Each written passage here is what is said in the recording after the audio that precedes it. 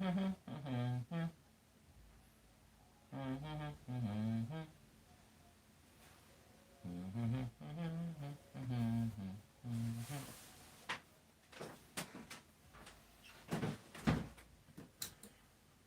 I feel really light today. Maybe I lost weight. Oh. We got you guys on a lean today.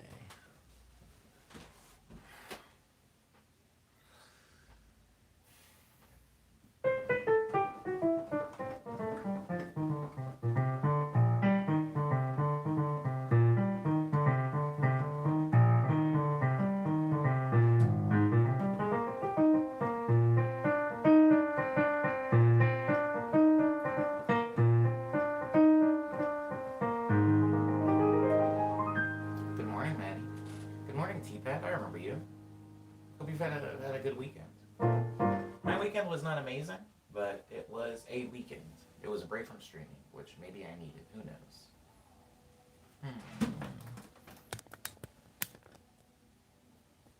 This is always so hard. That's as good as I'm gonna get it.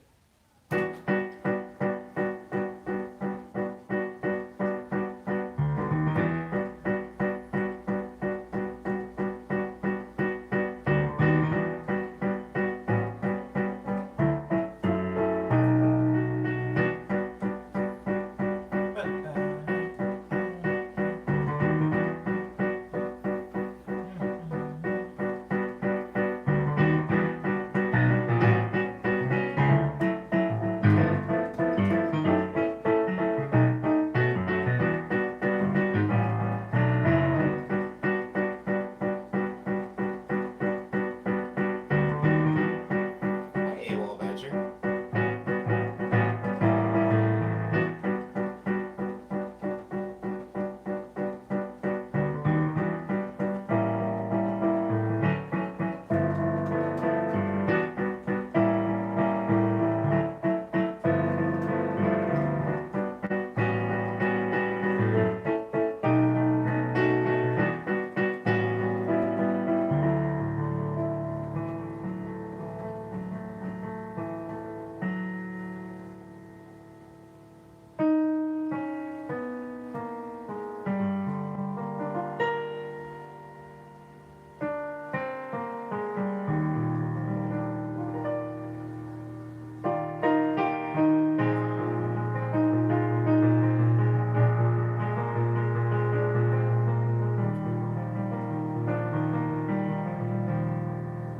Aw, I'm glad you're healthy, Maddie.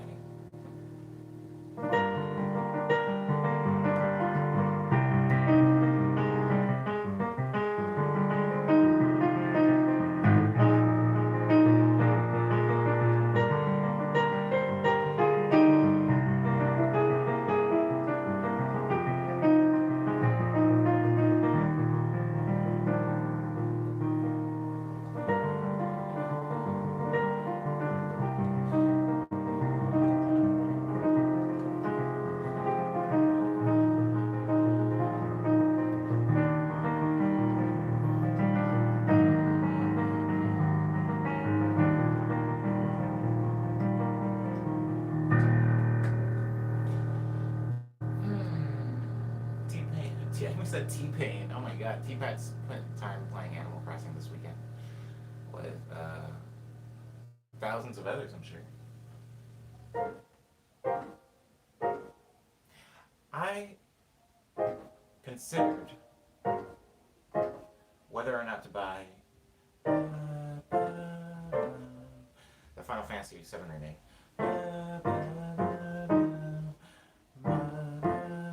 But I'm not gonna buy it.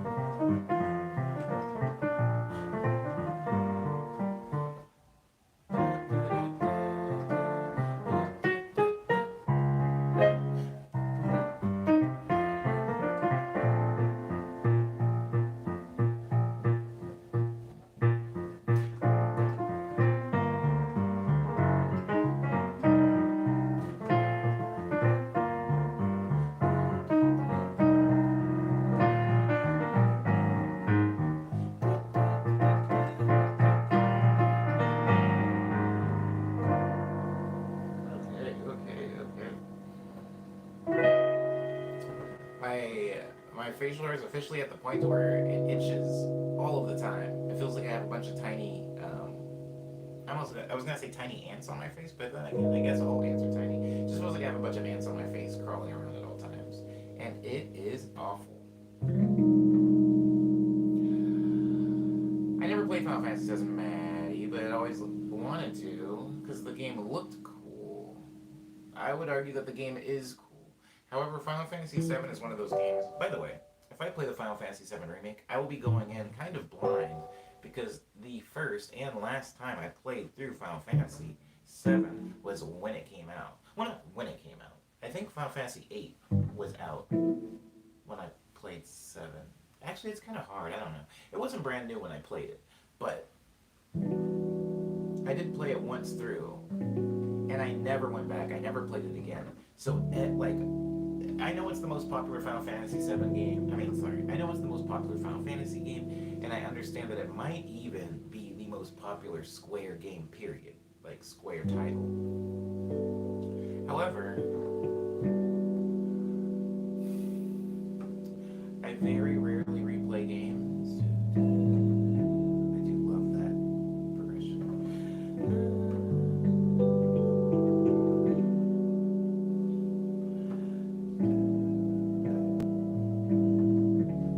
What was I talking about? Final Fantasy VII.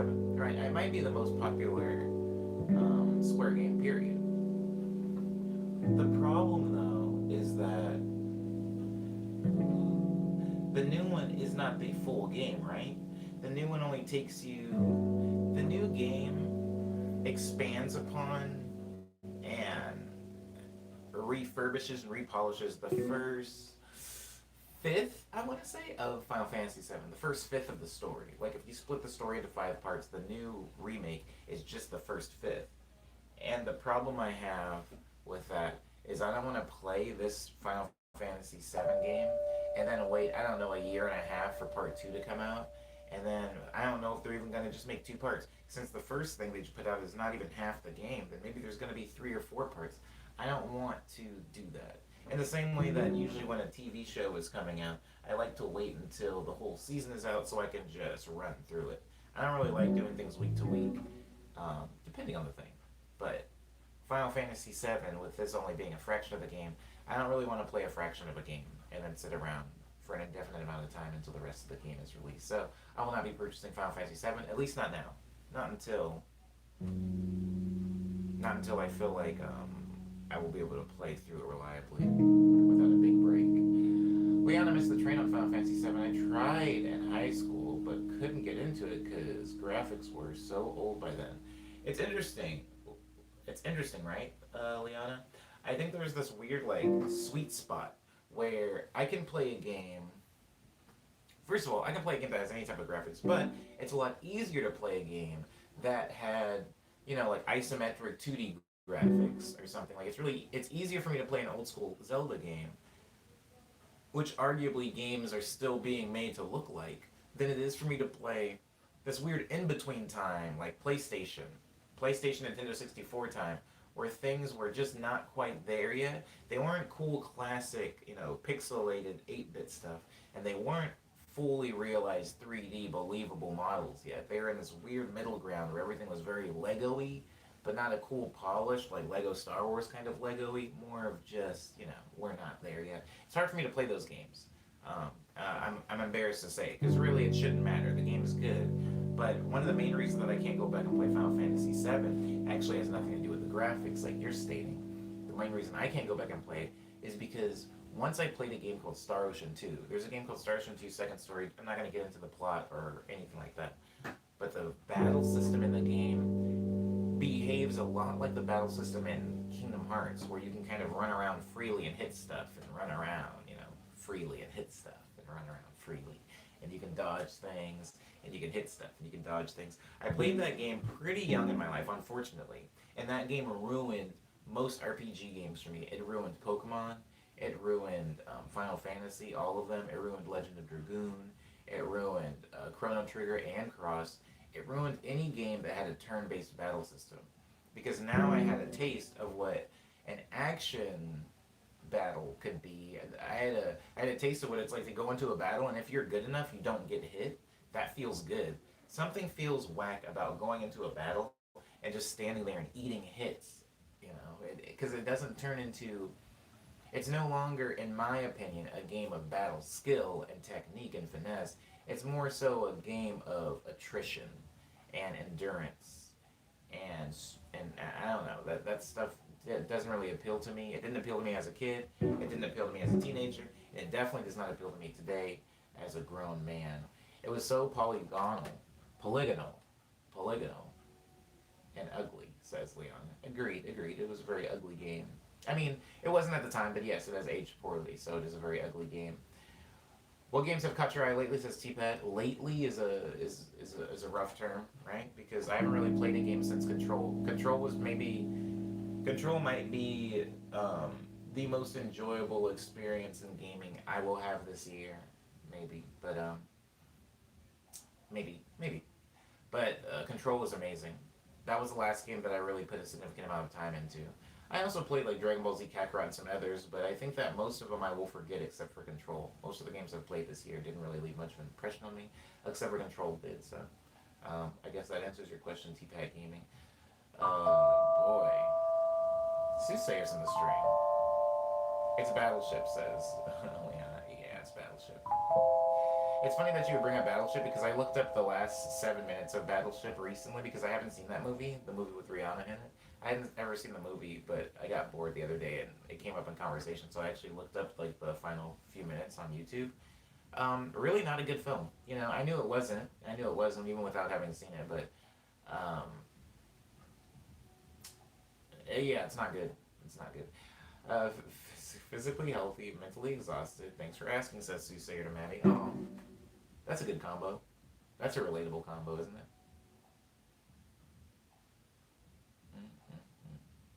Okay, this song is going to be a weird, like, cafe rendition of. Ooh, maybe I can do it with, hold on.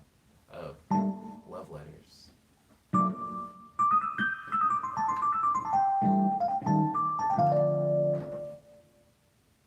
Hold on.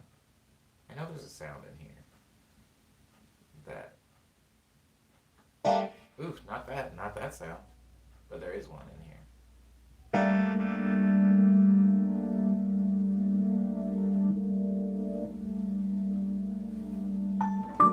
There it is.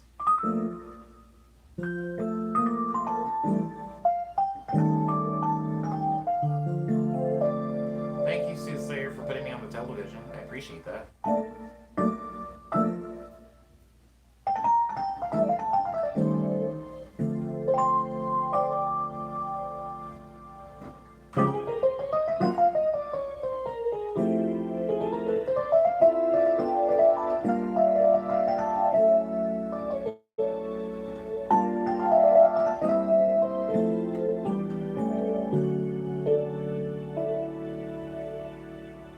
Metro Exodus is so good, says AWOL Badger. I skipped that game because I hadn't played Metro, the first one, and I felt bad because I actually wanted to play Metro, but for reasons I don't want to talk about, I wasn't able to, and it kind of like I always feel bad coming into a series late, even if it's only one game late. So that kept me from playing that game. I know there's a lot of people that have said to me, you don't even have to play the first one to enjoy the second one. Just play the first one. Just play the second one. And I'm so finicky when it comes to games and movies and TV shows. I usually I'm like a completionist. I guess that's what it is. There's a word for that. I'm a completionist. And so I didn't play Metro Exodus, but it did look very good. And I'm glad that it was good. AWOL Badger, I'm glad that my suspicions were correct, I suppose.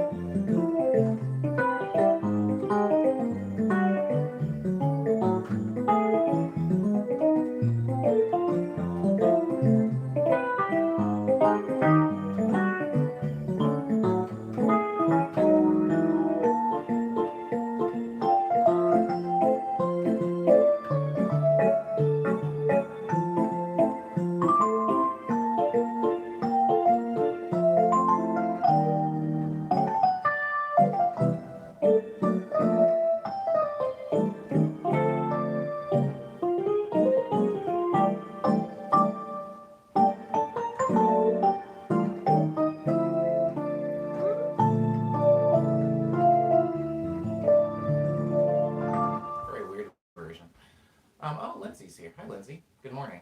I hope you slept well.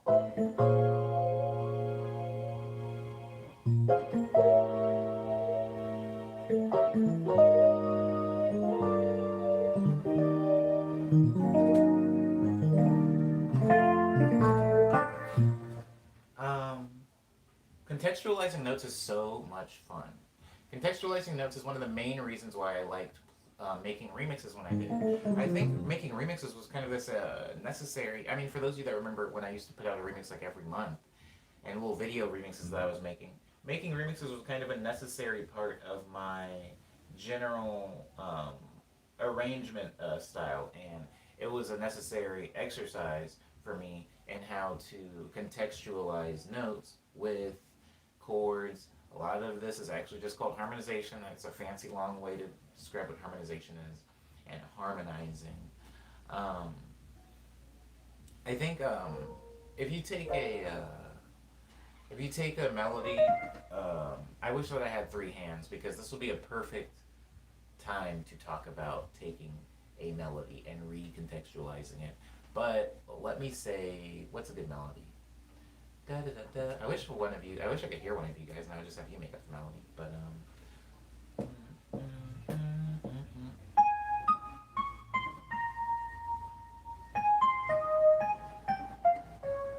wait.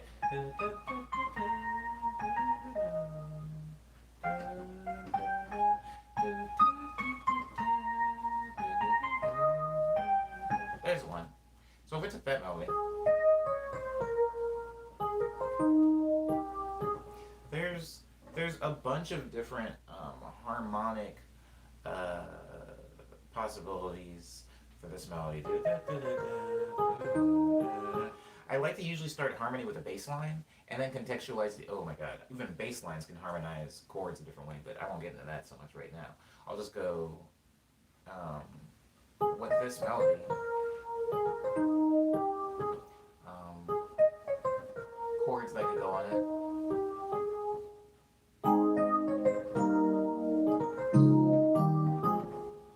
There's one chord version. Here's another one.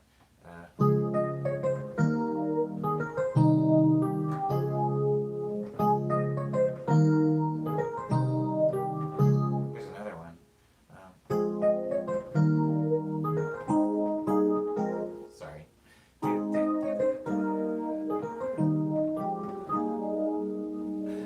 Here's another one.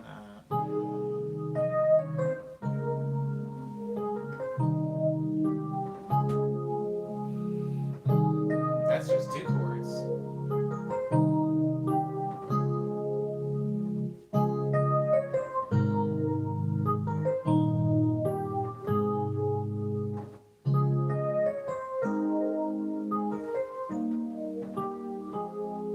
And then I can go. I can use the chords as the bass, right, to harmonize it. So I can go.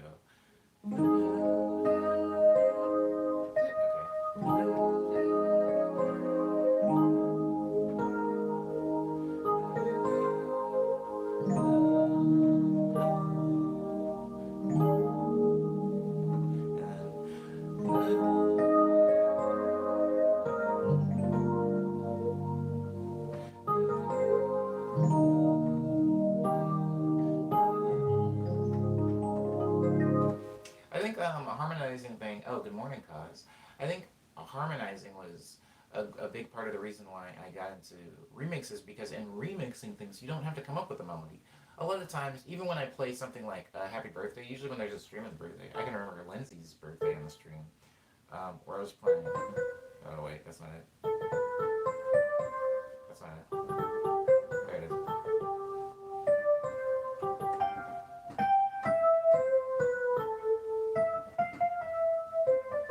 Like those, I don't know if there are chords to the Happy Birthday song. I think the Happy Birthday song is just an independent melody, right? But if you have chords underneath the Happy Birthday song,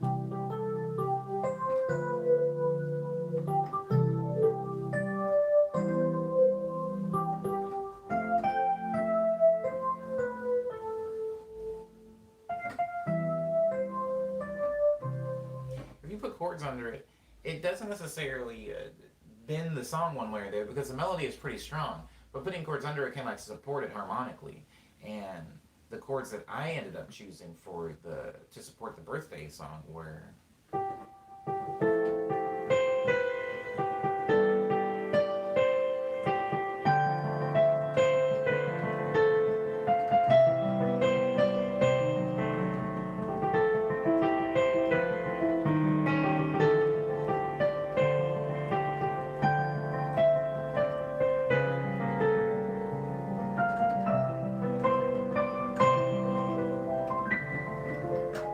anyways, the chords that I used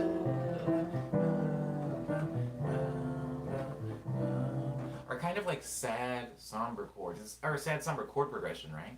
So this gives the Happy Birthday song like a pensive, almost sad sound.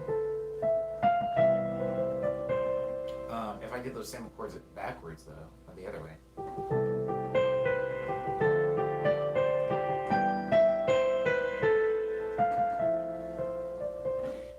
Gives it a slightly different feel. Harmonization is a really important part of songwriting, and one of the main reasons, again, why I did a lot of remixes, kind of like this remix of the birthday song, is because the melody is already chosen for you, and all you have to do is harmonize it, which is a wild, it's a wild open world of possibility and experimentation.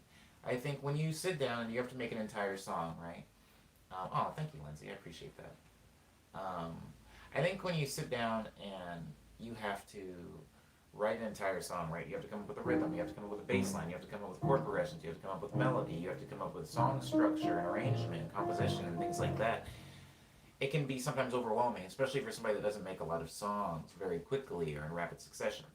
And so sometimes having maybe a collaborator can help. If you have somebody with you that usually handles this part of the song, you can be free and open to handle a very, like, pour yourself fully into a smaller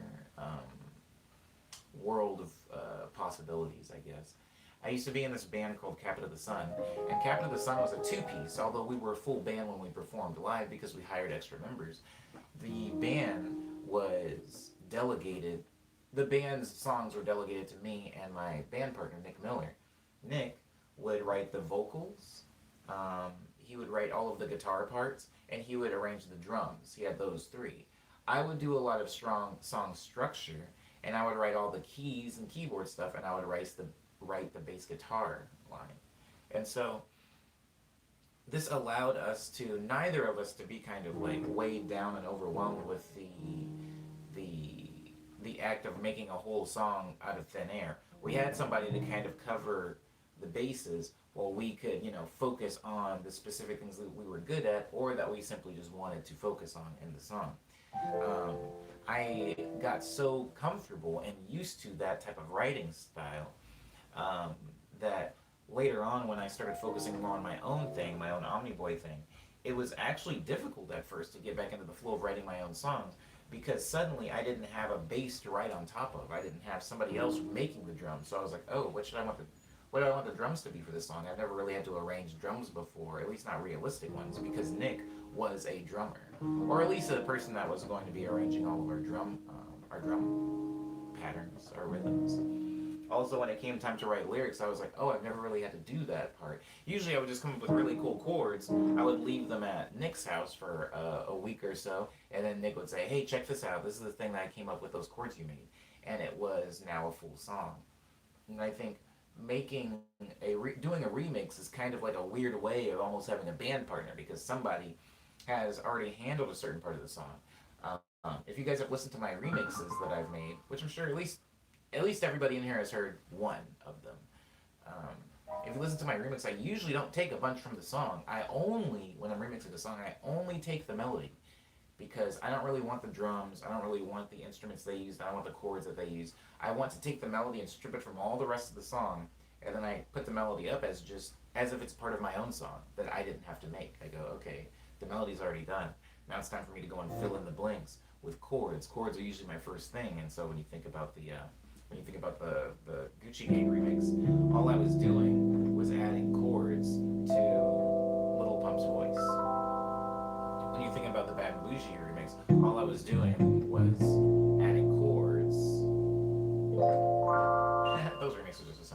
Anyways, all I was doing was adding chords to the voice of those two artists. I wasn't really taking the whole song. I was just taking a little part of the song. Kind of like if somebody were to take a song's drums and then add music on top of those drums and call it a remix. It just so happens that the melody is usually the most recognizable part of a song, so it's a more believable remix than simply taking the drums or a rhythm from a song. Whew. Okay. Okie dokie. Hello, Cyber. Welcome to the stream. Cyber, we're talking about harmony. We're talking about harmony in layman terms because I don't think I'm qualified to talk about it in any other terms.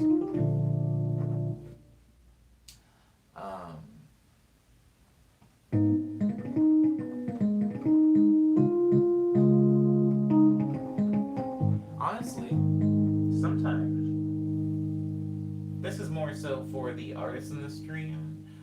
Maybe even, well, specifically for people that make music, but it can also be applied to other art. And I'll explain how so.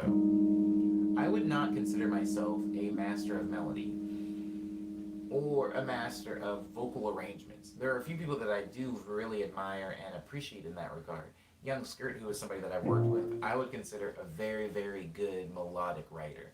He has focused so much on melody that he can now rattle off flows, even if he doesn't have the lyrics yet, like flows and melody pretty quickly, like a robot almost.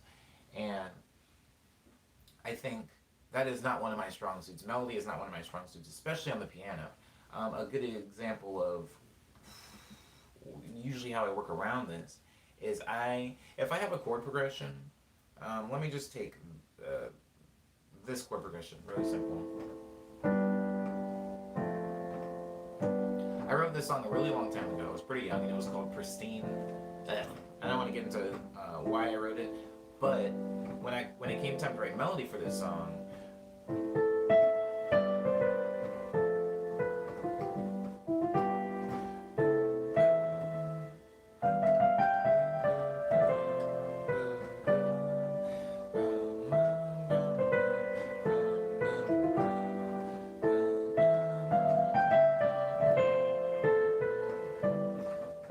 and the reason that I chose that as the melody for it is because I just was picking out notes that were in the chord. I was like, what note will for sure go with this chord? Probably one of the notes that's already in it. And this note was in it, so I just played it at an octave. And then played another note from that chord. And then when I went to the next chord, I played a note from the new chord. So if you're playing a chord progression,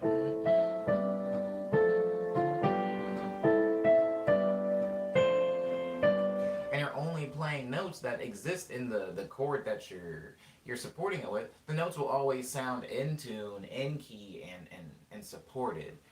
It was really scary, the idea of using a note that wasn't in the chord. Like, that note is not in the chord. It fits fine, but it was scary for me to use, right? I could also, when I go like here, I can go down. That note also goes with this chord, but I was afraid to use things like that. So when I first started writing melody, I would only use notes in the chord. That was one way that I found around making melody, or at least making melody that was going to reliably sound good, or at least okay, and not jarringly bad. Another way that I did melody was only using the top of every chord as the melodic line. A good example of this, though it's slightly advanced, is in key lime, where I play a chord, which of course my chords started becoming a little more complicated. This is a chord. But if you listen to that chord, the highest note in it is the first note of key lime. Hello, Sarah Momo. We're talking about harmony in the stream today. So if you listen to that chord and you're familiar with key lime, the melody da da da da da da da da, that's the first note, da. And if you listen to it, it can be found at the top of the first chord. So instead of playing chords in a fancy melody on top, I'm actually just playing chords. That's the melody of key lime.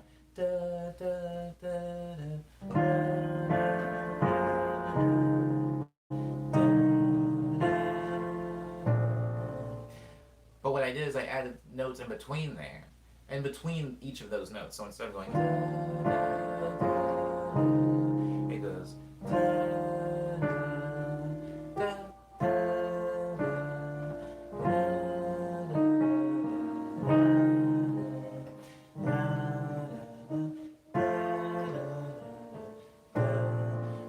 listening, every time I play a chord, the note is simply the highest note. The melody is simply just the highest note in that chord.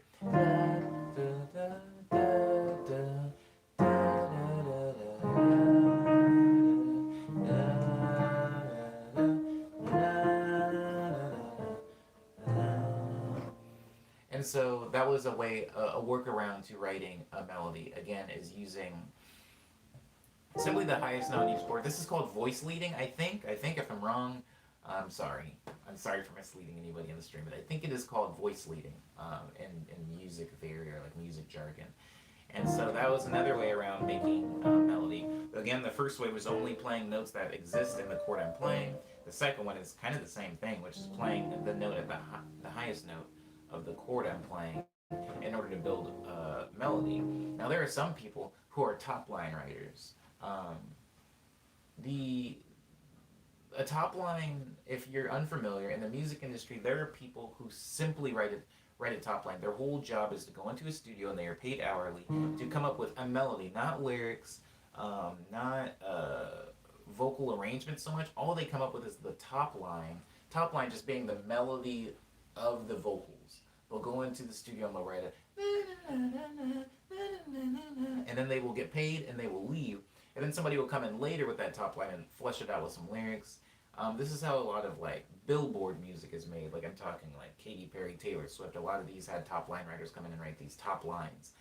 Now, I am not a skilled top line writer. I usually can't go in and then come up with a dope melody. I need a lot of context, and usually my melodies are weak and are supported on the weight of the chord progression. Even if you think about my more sporadic melodies, like Winter Heart's melody, pause it really quick on what I'm saying. Jeff says, I recently picked up music production and I've stopped playing guitar as much. I lost like 95% of my interest in guitar. So should I quit? I've been playing for a while, but I don't know. Jeff, I would say that 95% is a pretty high loss of interest. So if guitar simply does not interest you anymore, I wouldn't think of it as quitting guitar. I would think of it as focus on something else right now. Guitar is something, especially if it's something that you're even moderately good at, you might find that you return to it later. I was talking about this with another arranger like myself, and they had taken oboe in school, and they had never gone back to play oboe. They eventually ended up joining bands as a bass player, but only recently they were able to understand and contextualize some woodwind arrangements because of their skill in oboe, and they actually returned to oboe a little bit to record something on a track, and it sounded amazing. So Jeff, think of it as just putting down the guitar for a while. Who knows when that interest will come back, and even if it doesn't, some of the things that you learned on guitar could be way more applicable than maybe is clear or comprehensible right now, even within a DAW and music production, right? There are a lot of things about guitar arrangements, Jeff, that I wish I understood better because I put a lot of guitar in my music. Well, not a lot, but I put some guitar in my music. But yeah, don't ever do anything that you don't have at least 10% interest in, right? It sounds like you only have 5% interest in guitar. I wouldn't recommend doing that. You probably won't enjoy it and be able to do it earnestly. So yeah, maybe put it down for a little bit, but don't think of it as quitting.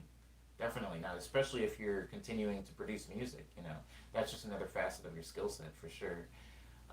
Nicholas is here. Hello, Nicholas. Well, I was talking about. Ooh, I love that chord. Anyways, I was talking about melodies, right? I'm not a top line writer, so I'm not super skilled at coming up with melodies just out of thin air. A lot of my melodies, like I said, like key line, are really weak. Weak being that they rely so heavily on the weight of the chord progression. Even if you think of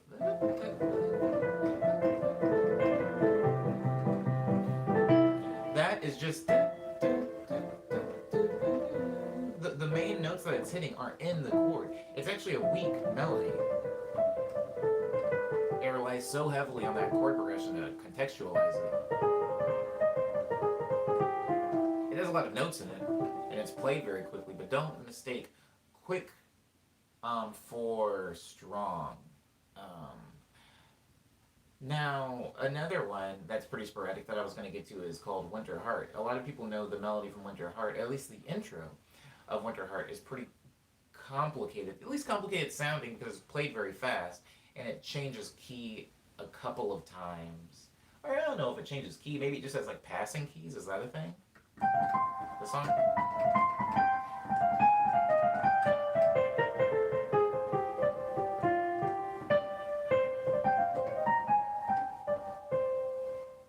That melody.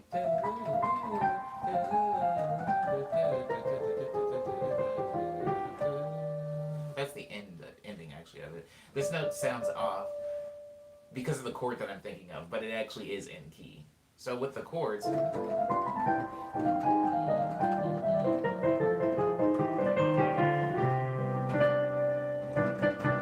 of that.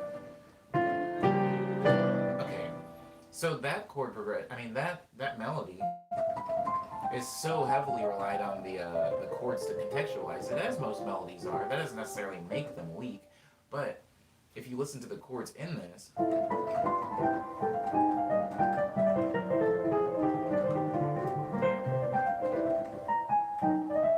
there's a theory that you can kind of play any chord after any chord. I don't know if this is even a theory or if this is just an undisputed fact for jazz musicians. I won't get into classical musicians because I feel like classical musicians are a world that's so far away from where I am. Even jazz musicians are pretty far from me, but I feel like a lot of jazz's principles and theories are applicable to my music and the way that I approach arrangement, whereas classical music is way further out and more ruled by a lot of doctrine and old, dusty. It sounds like I'm insulting it, but very, very old, dusty thinking. And I think that when it comes to chords, there was kind of a theory and method to how chords were arranged in classical music. There is also in jazz, but the jazz spirit is that you can play a chord. This is my first chord, and my second chord is. Oh, no, this still sounds okay. Oh, maybe it doesn't. I wouldn't put those chords necessarily next to each other. I would think, well, this doesn't sound very good. If I'm gonna play this chord, maybe I'd play this chord next. That's like where my omni brain would take me. But I'll even give a better example of one. If I were gonna play this chord, and then the second chord was this. No, too similar. If I was gonna play this chord, and then the second chord was this, yeah.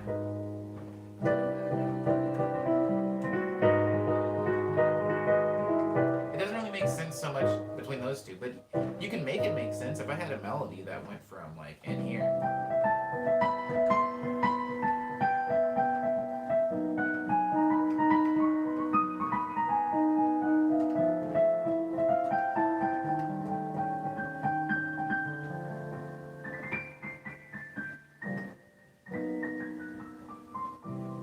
I do like playing just over random chords, but the point I'm making is you can contextualize anything. Adam Neely is a YouTuber who often says repetition legitimizes, which I don't know if that's not his quote. It's a quote that he uses a lot from somebody else, a smart music person who wrote a book. But the point is, repetition does legitimize, and it's almost like confidence. I think confidence plus repetition can legitimize a lot of things. I think that there are some chords that if I wrote that chord progression today, I would not use a chord that's in there. But the fact that I've played the chord progression so many times, and with confidence and with repetition, this has just become music. It's become the song. When we think about the intro to, I have a lot of lengthy intros to songs. We know this, especially with through the Signals era. But if you think about the intro to Reflection Pool, these chords are pretty and fun.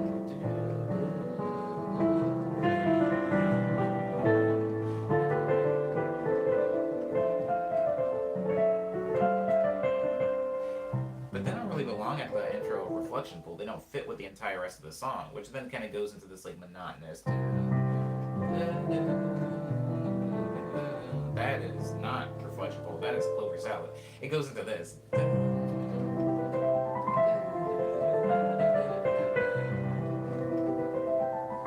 It doesn't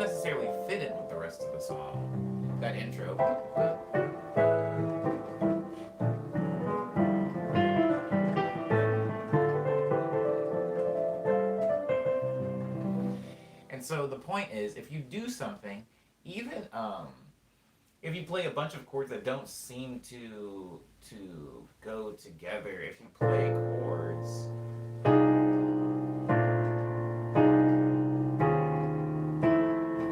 but you keep playing those chords after another,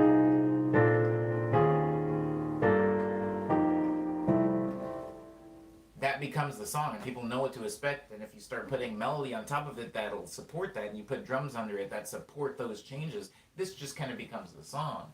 Every song is like that, right?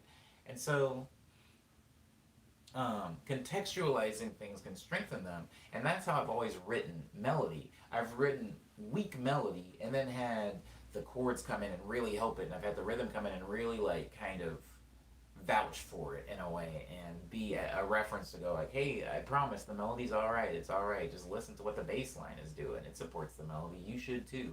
It's kind of like I'm having to constantly vouch for my own melodies with the other aspects of my songs, because my melodies tend to be a little bit weaker because I'm not a vocalist. And something that I notice is if I'm sitting here and I'm writing chords, pause that.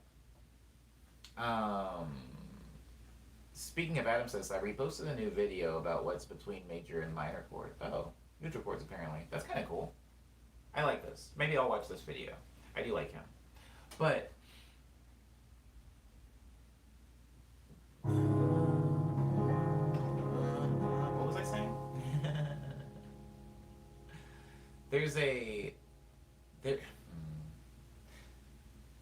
There's a way to make your melodies a little bit stronger, like I said about building chord progressions and rhythm to kind of vouch for that melody.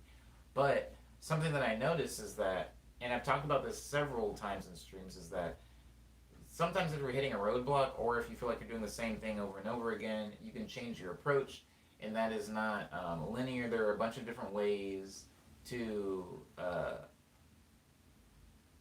tailor your approach to something in music. A good way to change, or a good way that I've used to change my approach, is simply to change the tools that I'm using, right? Like there's piano. A lot of people always say, should I pick up piano? I'm getting into music production. I'm sure you guys are even in a stream and I've heard somebody say that. Oh, I'm thinking about getting a keyboard on me because I want to take my production to the next level and chord whatever. It can be a help, or it can be not a help at all, right? It's like there's a lot of amazing producers that don't know how to play instruments, and there's a lot of amazing arrangers and composers that don't know heads or tails from anything on a piano. So it's not necessarily a prereq in order to know how to arrange and compose and produce music, but it is a thing that I know how to do. So if I'm writing a song on piano, a good example of a song that I wrote completely on piano, and this is going to be particularly helpful because these songs use the same chords, is key lime. If you think about the way the key lime chords are written and the melody is written, the melody again is always the top note of the chord. This is again called voice leading. So if you look at my pinky while I'm playing, my pinky is always hitting the melody.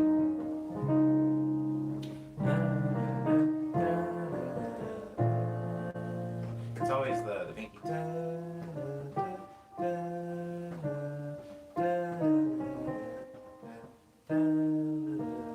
There it's the ring finger.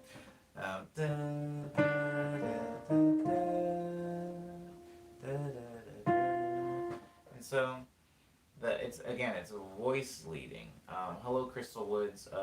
Thank you for the shirt compliment, and thank you for the music compliment, and welcome to the stream. We're going over harmony right now. Hold on.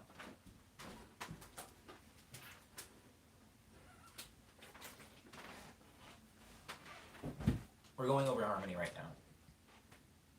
And I'm talking about key lime because I wrote key lime on the piano. Pause. Nicholas says, Omni, you ever thought about teaching? I have not thought about teaching because I would not make a good teacher, Nicholas. Nicholas, the reason that it comes off good, or at least sufferable, my explaining things, is because I'm only explaining things that I've done specifically in my music, and you're somebody that doesn't particularly make a bunch of music.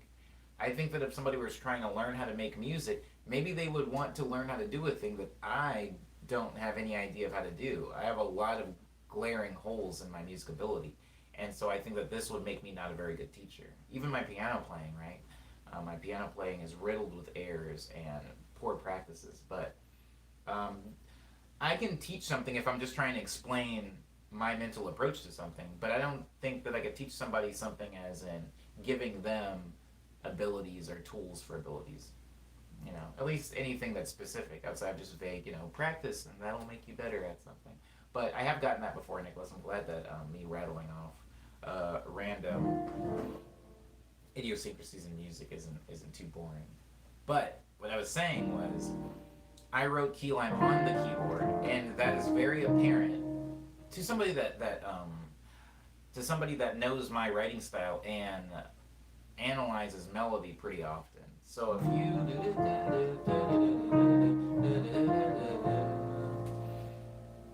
I'm doing okay, Enigma. Thanks for coming into the stream. Back to this point. Okay, I'm gonna kind of barrel through this point because I feel like I keep getting stopped. So if you say something in the chat, I promise I'm not ignoring you. I just really need to get this. I really need to get this out before my brain forgets it forever. Okay, so if you look at key lime, for those of you that are familiar with key lime, side note, if you've listened to key lime, thank you. I really do appreciate it. I worked really hard on that song. If you haven't listened to key lime, this point might go over your head a little bit, and I'm going to try to make it as easy to grasp without having heard this song for context. But the melody that I wrote in key lime is voice leading, or in other words, the notes in the melody are often just the highest note of the chord. This makes it so that instead of playing chords with a melody way up here, where my hands are kind of parted and independent of each other, I can kind of just focus on both of the hands playing chord structures and relying on the topmost note, the highest note, to be the melody.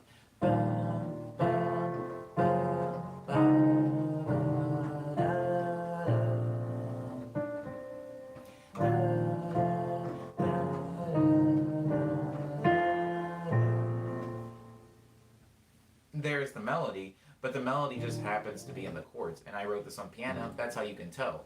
Because my hands, I didn't have the dexterity or the third hand in order to play like a really fancy, complicated chord progression. Melody, while I'm playing this pretty complex chord progression. Now, if you take those same notes, these chords,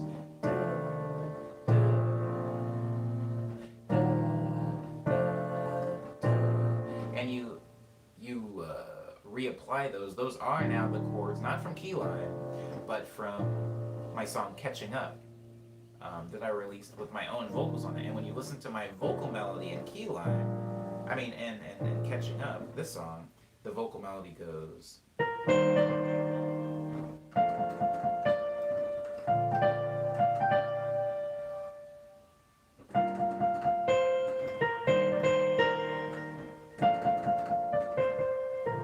Now, one of the main ways you can tell that this is a melody I wrote with my voice instead of on the piano, because I personally do not like hitting the same note more than once.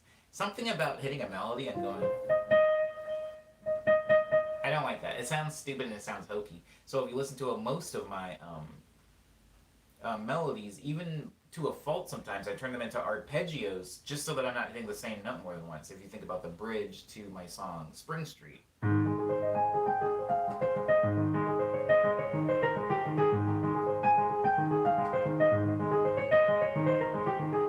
It's just these notes, 1, 2, 3, 4, I'll say 5. It's these 5 notes, but to keep from hitting like,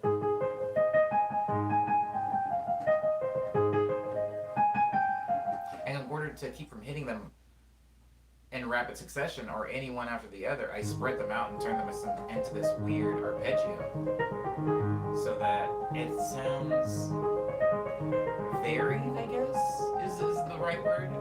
Versatile? No, I like varied more. It sounds varied.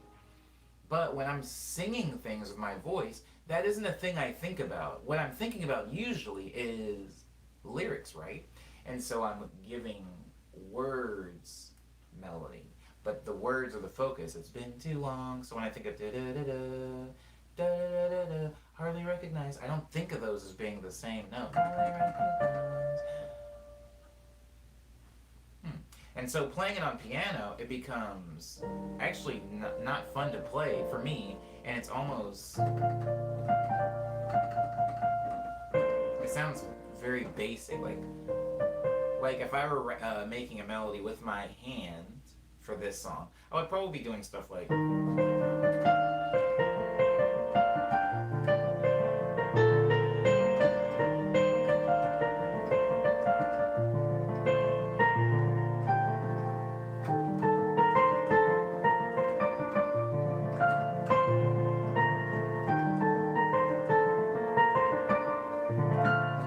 I would be making it move around more than just hitting the same notes over and over again. The sound difference between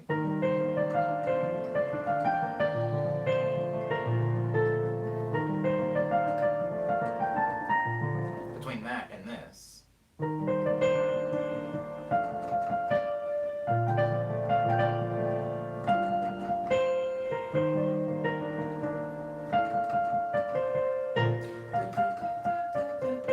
So much repetition. And so when I'm writing melodies now, because I actually sing, right? Before, when I was writing music, I wasn't a singer, so I would always have to write melody either on the computer or on the piano. If I'm writing on the computer, it's going to do a lot of things that maybe our hand has difficulty doing. If it's going to be writing with my voice, it's going to be a lot easier for me to play because I write simpler harmonies with my voice because I'm not a singer. So doing really complicated vocal runs is difficult for me. It would be hard for me to, with my voice, do the melody, for example, from Over and Under. Wait, how's it go? Yeah, this.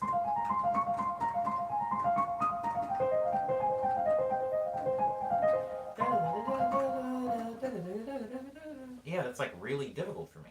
And I can't even imagine trying to do that and apply words to it. Oh, it would be very hard for me, again, a not skilled vocalist. For somebody that is maybe a singer by design, they would find this unnecessary as a vocal melody and silly, but they could sing it. Not only that, but give words to it. I am not that skilled at that. So when I write vocal melodies with my voice, they tend to be very, very simple, and the range is shrunken, right? Because I can only sing so high. I couldn't hit that note with my voice. And so it's like if I'm writing a vocal melody, my range is like, I think maybe,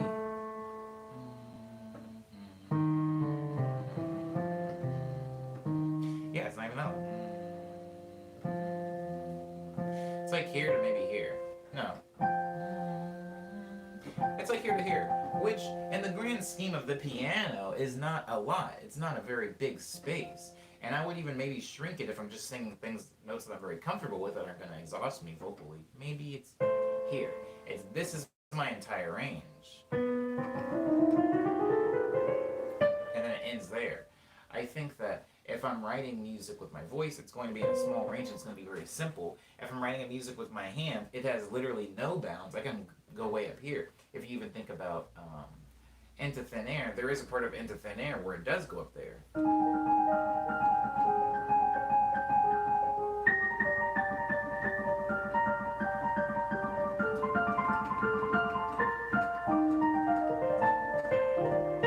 I would never be able to sing that, right?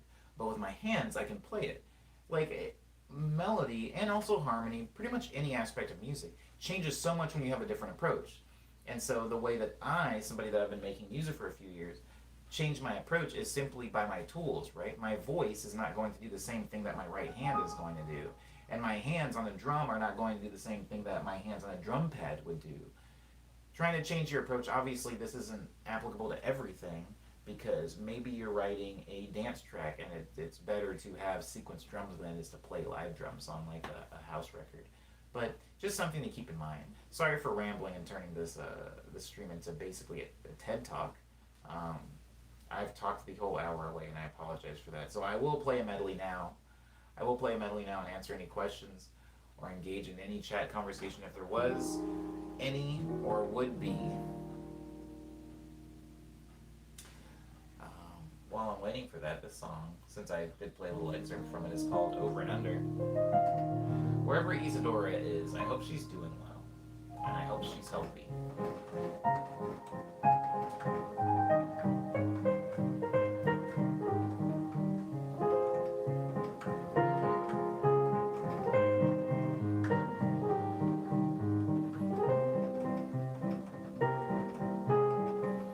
I guess while I'm at it, I also hope that kid James is healthy.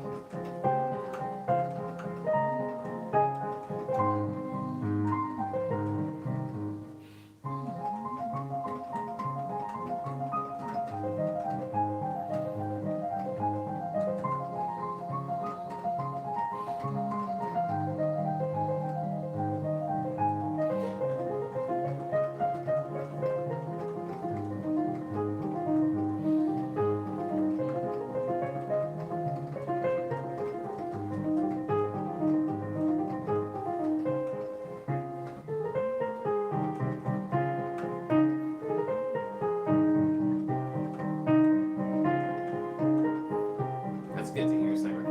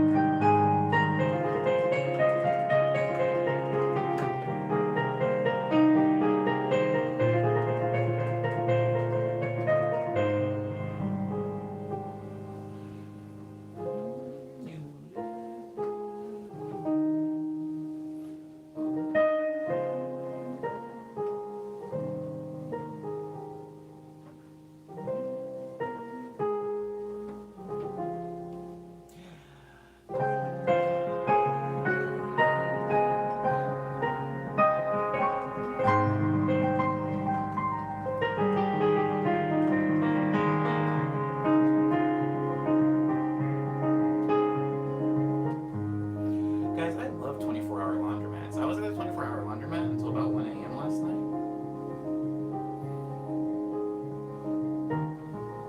Something about laundromats.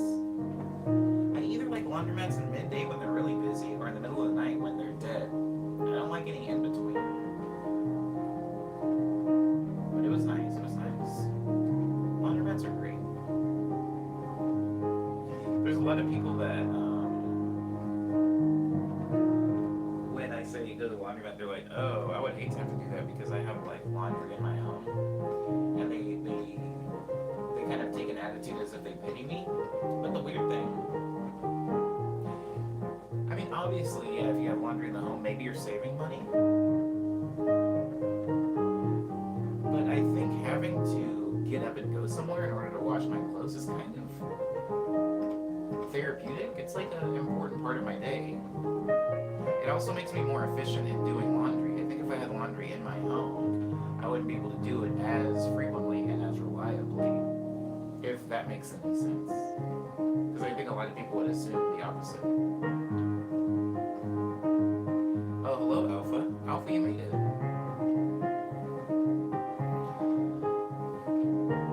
Time at the laundromat is usually my reading and sketching time. Yeah, word up, Nicholas. I think it's like a good, like, introspective time for me. And think since laundry, I mean, there's a lot of constants that we have in life, right? Like, there's a lot of things that we're doing regularly, like cooking or eating or maybe playing video games. There are a lot of, like, patterns that reappear in our life, and you can take the time to notice them or not. You can kind of let them pass you by. I choose to let them pass me by most of the time. But, I think,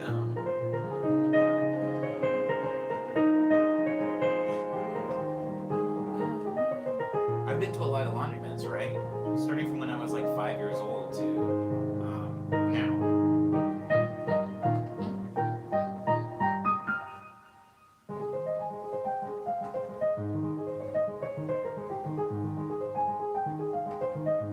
Oh, my nose. Sorry. Nose was itching. I think whenever I go into a laundromat, it forces me to think about all the laundromats I've been to and what age I was and who I was there with, whether it was like me being a kid and with my sisters or my brothers or with my mom and my mom teaching me how to like fold something. Because even though laundromats have changed their location and size depending on which one I've gone to, they all kind of smell the same, you know? And it always makes me think like, oh yeah, I've been here and I've done this before, but I was a different age and I didn't know as much. I remember this one laundromat where this would happen. I remember this one laundromat where this person would hang out. And I think about all the times that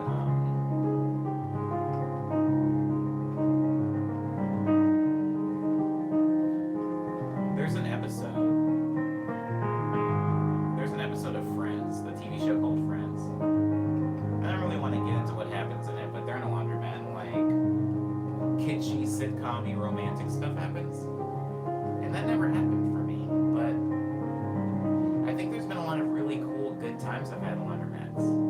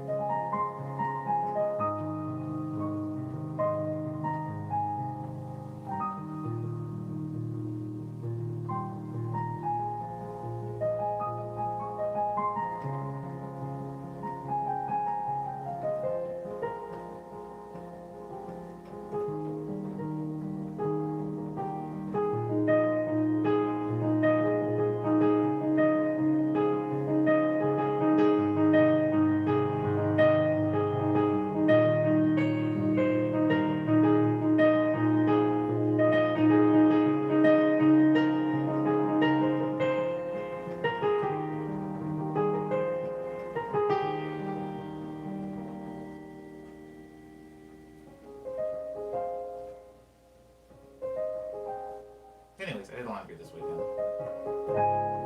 Last night, around midnight.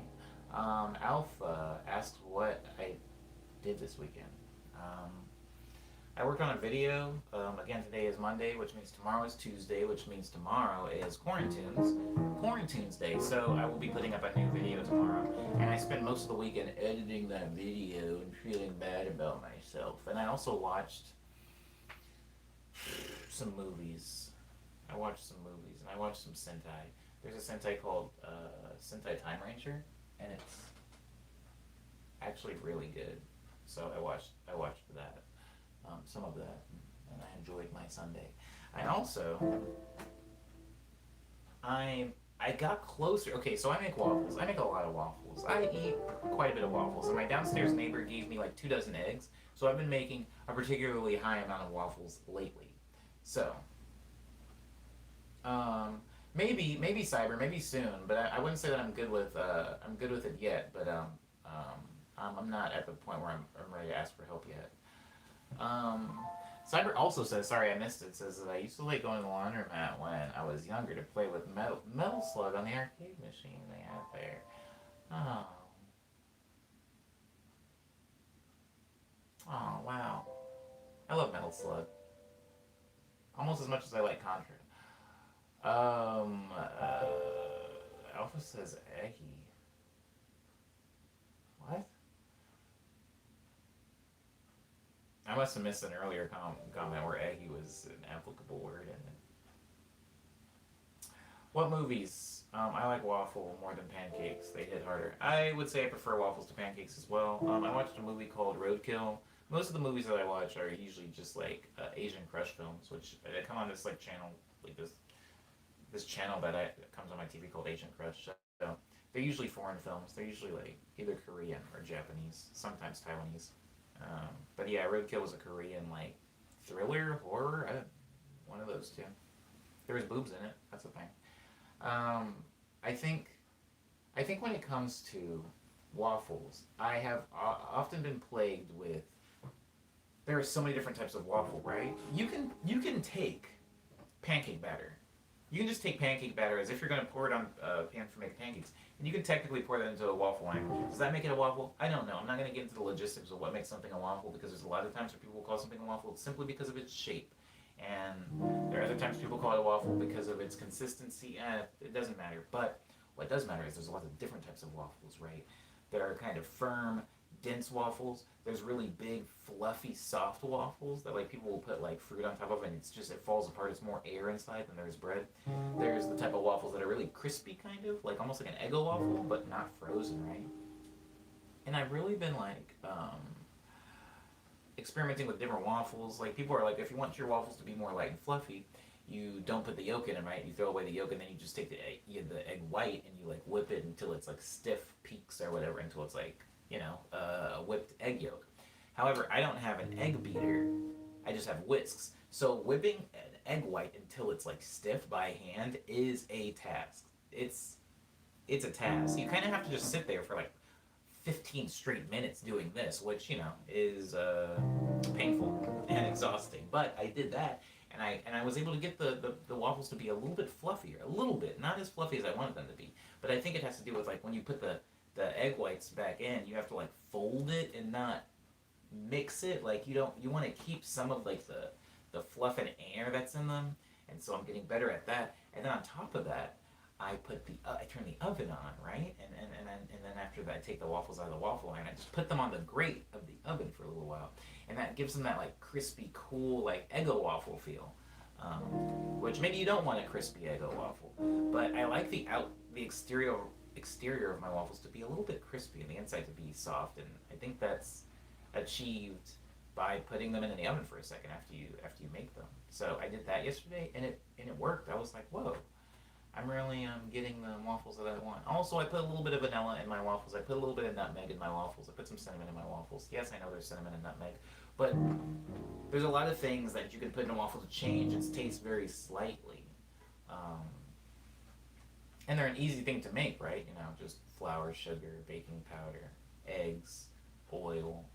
Um, if you're making mine, vanilla, cinnamon, nutmeg. Yeah, it's very, very simple. It's very simple to make. Anyways, all that said, I made waffles this weekend, a lot of them.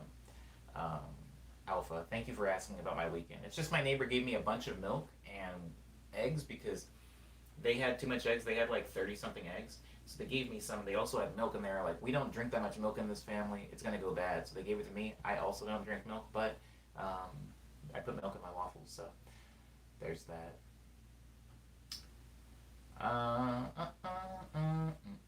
Hi, Easy Dora. I was actually just talking about you earlier in the stream. I'm glad you were able to make it. Um, it's my grandpa's classic waffle recipe, says Maddie. Beating the egg whites until to make them fluffy. Yeah. I'm a fan. I'm a fan of this. I don't drink milk, says Alpha. Me neither. You can make pancakes with just bananas and eggs. It tastes more like egg, though. I believe that. I've also made banana waffles. Those are fun. And strawberry waffles and blueberry waffles. I would say blueberry waffles. I like the way blueberries mix with bread better than strawberries are. Well, bananas work really well too. Banana blueberry waffle? Maybe that's what I'll make this morning. Maybe after the stream I'll have some banana blueberry waffles. I am doing okay, Isidore. Thank you for asking. I hope you're doing well as well. Good morning, Kid James. Wow, everybody we were talking about earlier in the stream came. You know what? You know what that means. I'm gonna have to somehow string these 4 songs together and make it sound natural. Challenge accepted. Beautiful.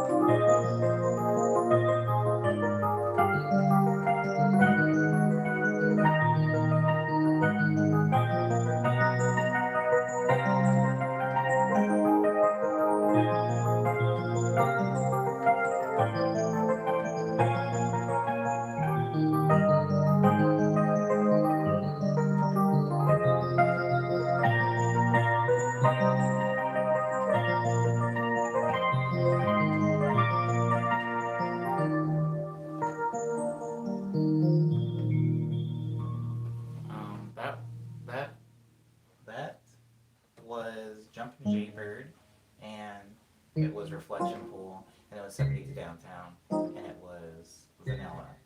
Thank you, Maddie, and Kid James, and Isidora, and Lindsay for being in the stream. I appreciate you guys. Um, crap, what was, I can't remember what I was talking about before the medley, but, but it probably wasn't that important. Guys, I hope you had a good weekend. I hope everybody's doing okay. I feel like I keep on going. Um, I keep oscillating, which probably is applicable or relatable to most of us. Keep oscillating between feeling like everything's fine to, I think I'm going to die, and everybody else also. And my music doesn't matter, and I shouldn't even be making it. So, thank you for dealing with, holy crap, she's moving. Oh, or maybe she's just putting her TV on the sidewalk. I'm sorry. I was talking about something. Yeah, I keep oscillating between the two. You know, like, oh no, I'm gonna die. My music is trash. My music career is over because I can't tour or go anywhere. People are forgetting about me. I'm irrelevant. And then the next day, I'll be like, you know what? Life's awesome. I just figured out how to make my waffles crispy, and this video is hilarious that I'm like editing. You know, stuff like that. So, oh, thank you, Lindsay. I appreciate that. That's lunch money, baby. I'm gonna get. I'm gonna get. Ooh, I'm gonna get soup dumplings today. I feel I've earned it. Um, luscious lights for listening to large loops of love, says Cyber, taking a page out of Maddie's book. Definitely feel you on that, says Nicholas. Yeah. It's pretty whack, but I want to say today is going to be one of the good days. Today is going to be one of the good days, right? Um, should be one of the good days. I ended up taking leave for work because of not being able to regulate my mood, says Kit James. I am sorry to hear this, Kit James. I am sorry to hear this. I'm glad that you're okay, though. I'm glad that you're okay and that you seem okay right now on the stream, so that's good. I hope that mood regulation becomes easier in the near future for you. I think that I think that there's this thing. I read a really cool thing. I read a really cool, kind of depressing thing about America being a failed state. And I think America being a failed state is fine. But I think there's this really weird thing where I'm not going to make this specific to America. I'm just going to make this specific to my life because um, I don't want to project myself onto anybody else. I've been doing so good at not doing that, and I want to keep that streak going. So I'm going to say this is only to me. Um, I feel like in my life,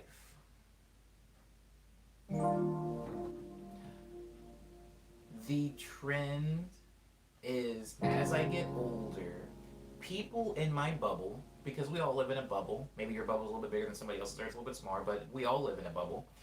People in my bubble have kind of conditioned me to feel like I matter, right? From if I go from the point, and this isn't a sappy like sad thing, but if I go from the point to where when I was born, right?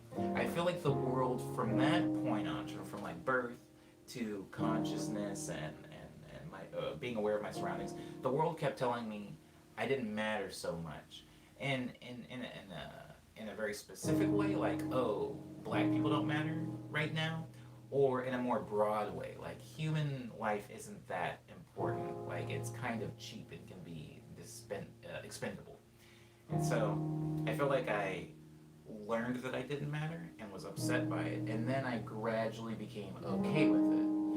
And by okay with it, I mean I found an operating base. You know, kind of like when your job sucks and you know it sucks and everybody there is kind of miserable, but you kind of learn how to even be happy at the job. Maybe your job is awful, but every now and then you still can share a laugh with a coworker, or you can actually be looking forward to get to work that day because you're like, oh, I wonder what so and so did, or I wonder what's going to happen with this. You know, even though you hate the job, it doesn't mean that you can't sometimes enjoy yourself while you're there. And that is to say that in this world where I kind of accepted the reality that I didn't matter, I was still able to pursue goals and have hopes and dreams and have friends and look forward to things, even though I knew ultimately, or at least I was led to believe, ultimately, I, Omni Rutledge, did not matter as a person. So, the bubble in my life, the older I got, kept, especially recently, I'll say it's such a horrible word, especially in the most recent, like, I'll say 10 years, I feel like everybody around me has just been constantly going like, hey, you matter, bro. Hey, you matter. By the way, you matter. Your feelings are valid, Kai. Like, you sad? Don't worry about it. You should be sad. Be in that sadness for a little while. Everybody kept saying stuff like that. It was no longer the, if you cry and people know about it, you are no longer a man. It was this whole like, yo, self-care, self-love, take care of your feelings. Again, this is my bubble. So my bubble started telling me how valid I was, and how important human life was and mental health and everything. But the real world, the one that told me I didn't matter, started going slightly in the other direction, where I mattered somehow less than I did from the beginning. And I feel like this really weird thing is happening right now in my life, where I feel like there is like a bubble. And when I say the real world, I kind of just mean like the U.S. society, maybe capitalism. I don't know. I don't really know. I'm not going to try to put a title on it right now. I'm just going to say the world. And so on one hand, I've been given these tools to take care of myself, whether it's mentally or emotionally. I've been given these tools. Hey, if I'm not feeling well, maybe I should take a break from the internet. Or if I don't feel like making music and I'm feeling like my music isn't doing anything, maybe I should take a break from making music. You know? Or if I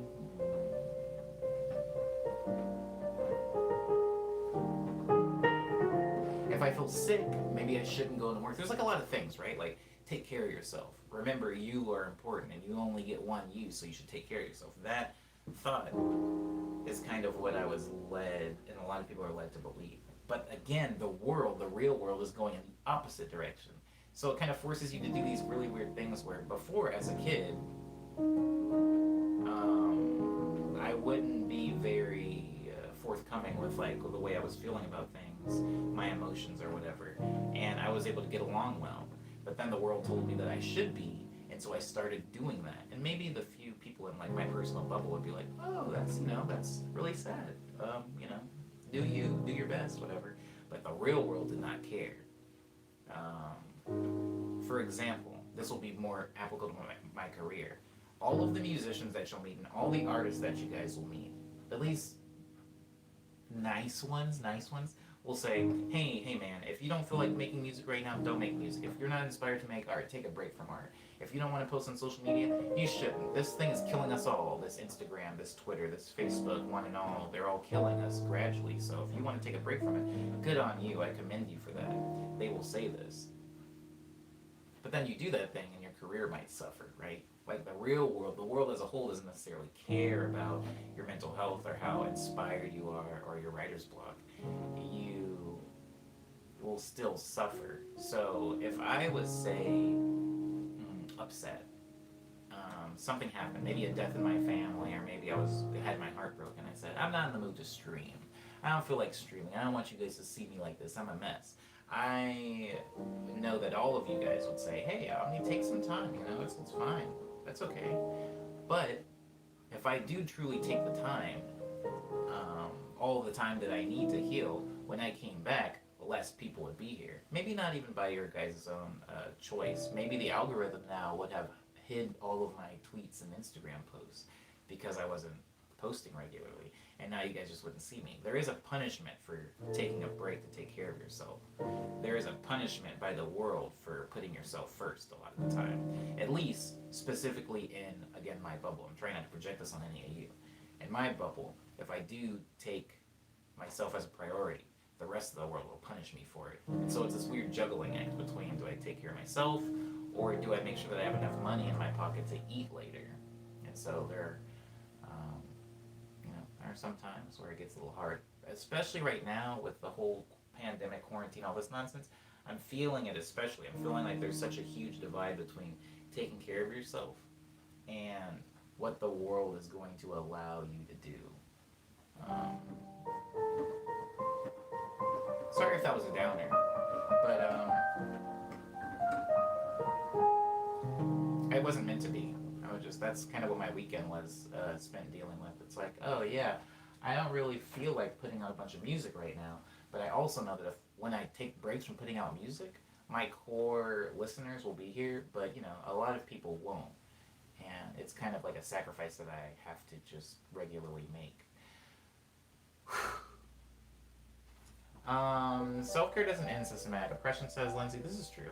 I feel like a lot of optimists try to act in a happy bubble self. Everything true. Lindsay, um, once you start getting a following, it might take your ego, says Alpha, which is an interesting take that I kind of want to explore more.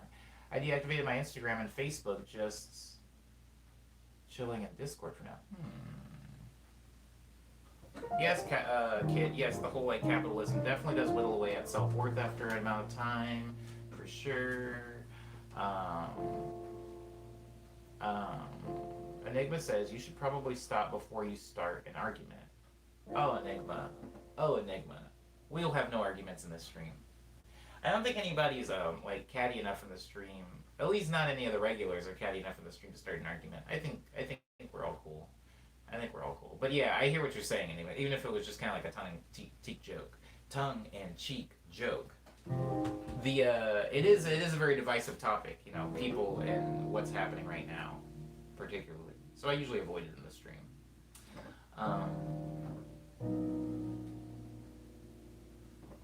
Oh, interesting. Word up, Leona. Maybe I'll listen to that. Honestly, the older I get, the more I feel like everything is a transaction. Nicholas, yes. I always feel like everything is kind of a transaction. Kid James says, in being an essential worker that gets treated like trash and get called a hero only to be repetitively exposed to the virus while our company pretends. Ooh, goodness. Yeah, I mean, I think that's being an essential worker on the front lines. I mean, we have a lot of like ads and commercials like glorifying those people, but we're not actually treating them well. It's really weird.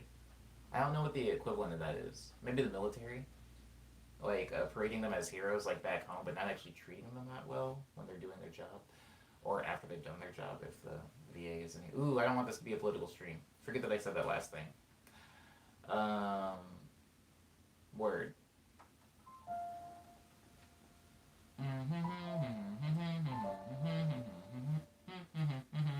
It's like, I'm forced to be wearing so yeah, for sure, Kit, for sure.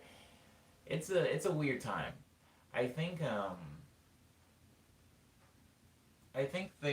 gonna say this and then I'm going to move on because I do not want to make this like the saddest TED Talk. I don't want to make this stream the saddest TED Talk. Remember the medley, guys? Remember the 4 songs I played? Wasn't that fun? I was surprised I was able to string those together. I didn't say anything about that because I wanted to appear confident in front of you all, but I didn't think I would be able to do it. And when I did, I was very impressed with myself. But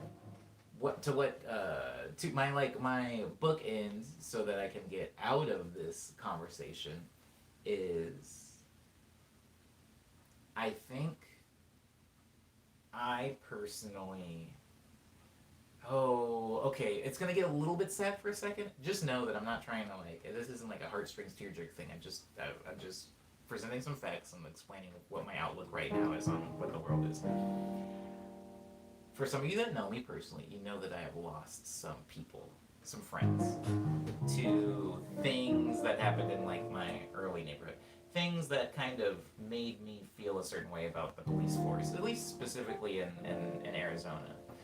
They took some of my friends away from me, and it's really sad because, you know, we were very young, and whenever you have like a friend, whenever you have a friend or friends, in my case, who die before they're adults, it feels weird when you grow up as an adult and you're like, oh, they would be, you know, blank with me now, or they would be at this age now. It's really weird and it's sad, and I don't wish that on anybody. I hope none of your friends die, guys. I hope none of your friends are like killed or anything. If it has happened, I'm sorry. Hello, Sam.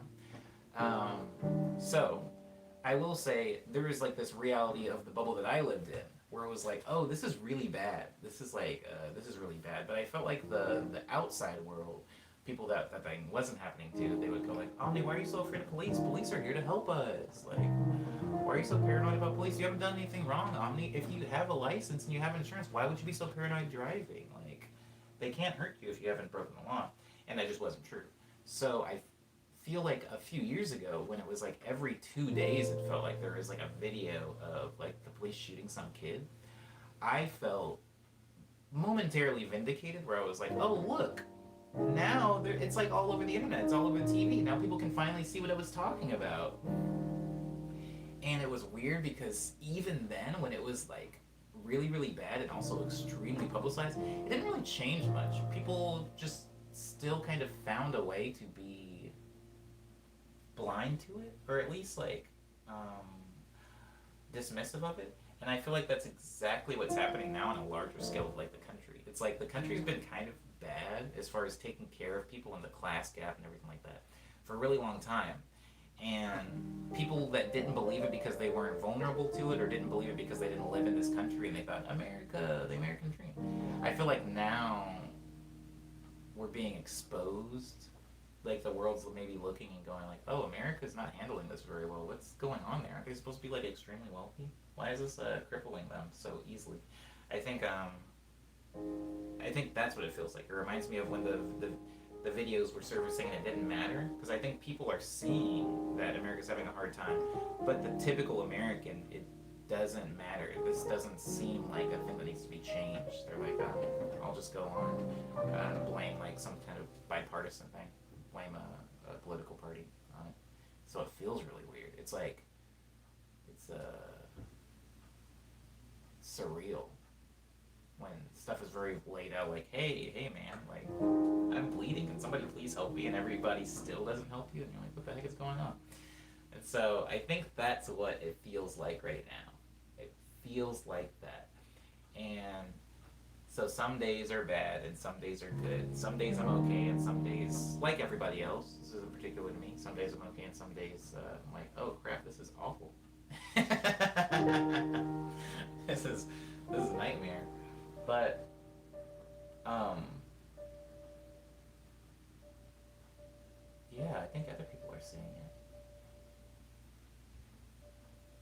One of my favorite restaurants. One of my favorite restaurants. There's this place. There's this place in in in. Oh, wow. There's this place in Monterey Park where it's called Atlantic Times Square, and it's a little bit of a drive, but it's where I go, and it has like a billboard there where it's like my favorite restaurants, and it's who actually runs that billboard? I wonder if I can just hang a restaurant up. I never thought about that. But it's like this billboard that says my favorite restaurants, and on the billboard are a bunch of tacked images, like cutouts of restaurants. Oh my god, I think that people just go up and tag those things. But anyways, um, for a long time when I first moved here, those were the places I would eat at because I was like, this is better than Yelp because this is so local and so tangible that if somebody cut out an image of a restaurant, I got a sticker of a restaurant or whatever, and they put the logo up on this billboard, maybe I should give that restaurant some money. And I made it a habit of eating at every place that would show up on the my favorite restaurants billboard and or bulletin board, not billboard, bulletin board. And I got into the habit of going what are my new favorite restaurants or what's like new on my favorite restaurants. It's almost like checking a website. It was like checking an analog website. I guess an analog website is just a site or location. Anyways, one of them closed, and it's really sad because it was one of the ones I didn't get a chance to eat at yet. It was always in that bottom corner, and I knew exactly where it was. It's just that it was like big, family size, like restaurant sharing style, and I was never with a group, and now it's dead forever. So that's sad. Also a boba place that I liked also went out of business last week. So yeah, some places are going on. Oh, and the comic book shop that I love, a shop called Quest where I buy all my comics. They closed. Yeah, me and my friend went by there recently, and all of their stuff was in boxes. Like I looked into the glass, and they had like a bunch of U-Haul stuff. I was like, wow.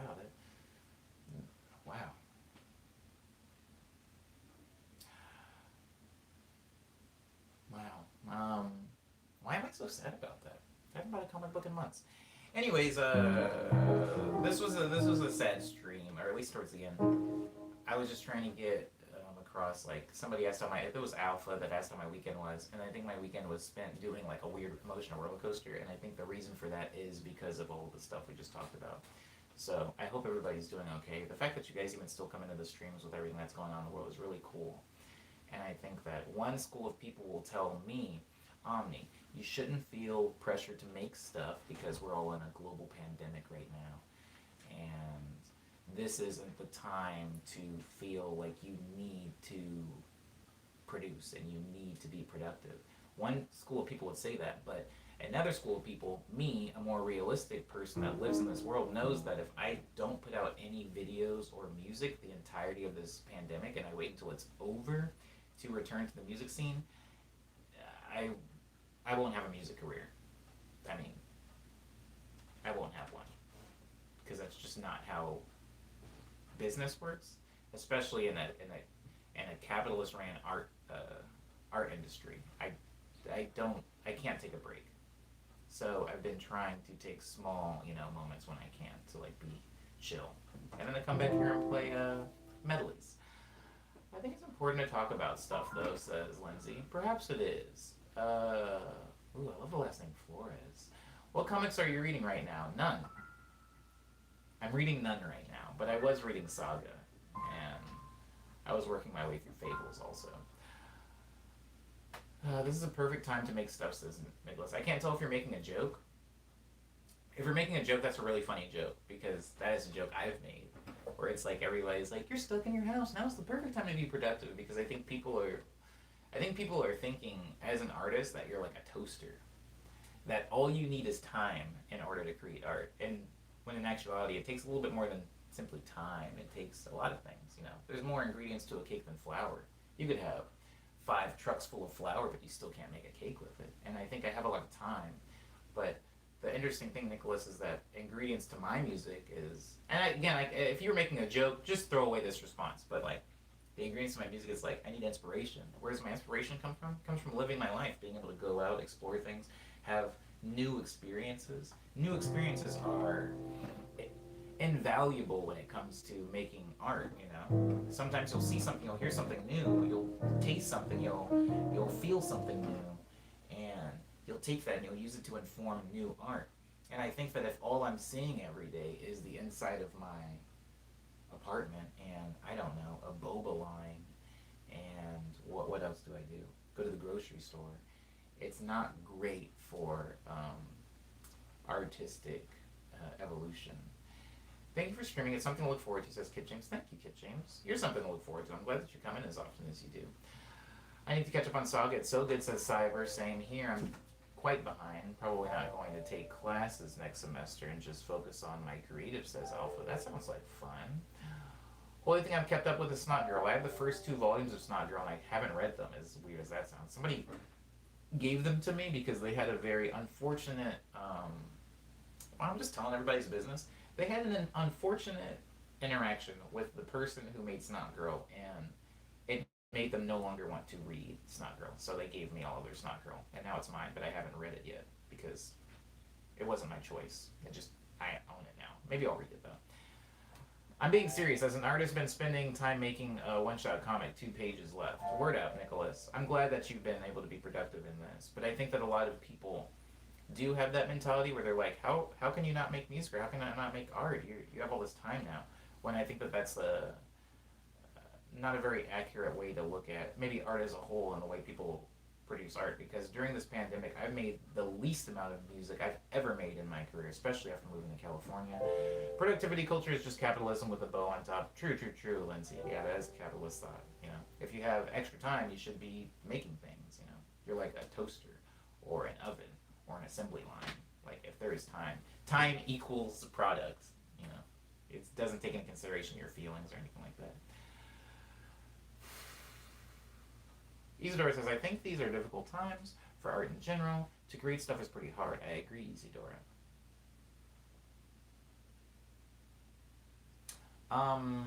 Snot Girl is technically not really by the Scott Pilgrim guy. It's by, yes, he did a little bit of it, but it's actually mostly by somebody else. I would not call it a Brian Lee O'Malley comic, but I think that that's debatable.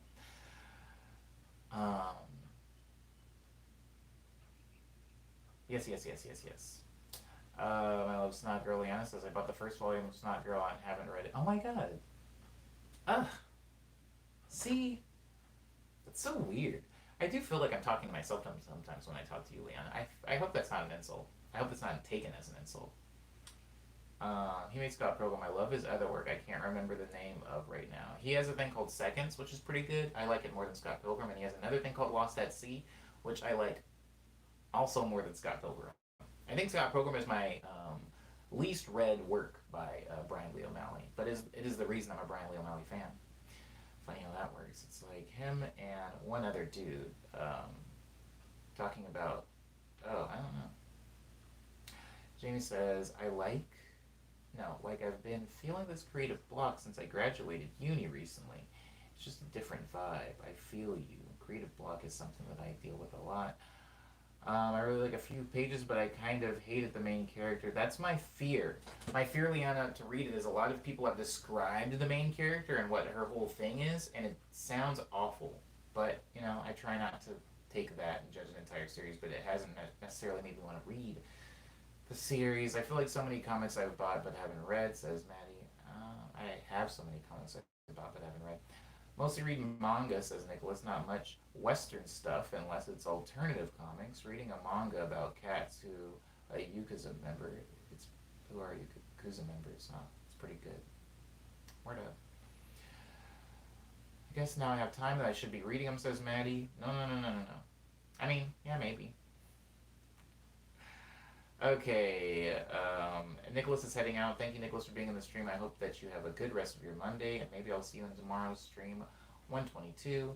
I like Scott Pilgrim, says Alpha, but Scott and Ramona are probably the most unlikable characters in the comic. I would argue that nobody in that comic is likable, and it makes it a tough read, but I would agree with you that maybe of these guilty parties, Scott and Ramona are the worst.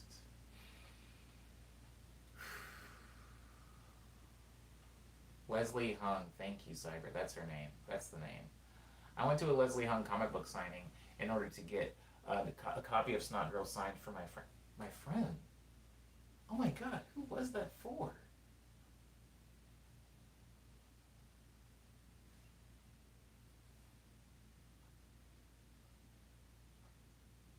Oh my god, who was that for? Wow.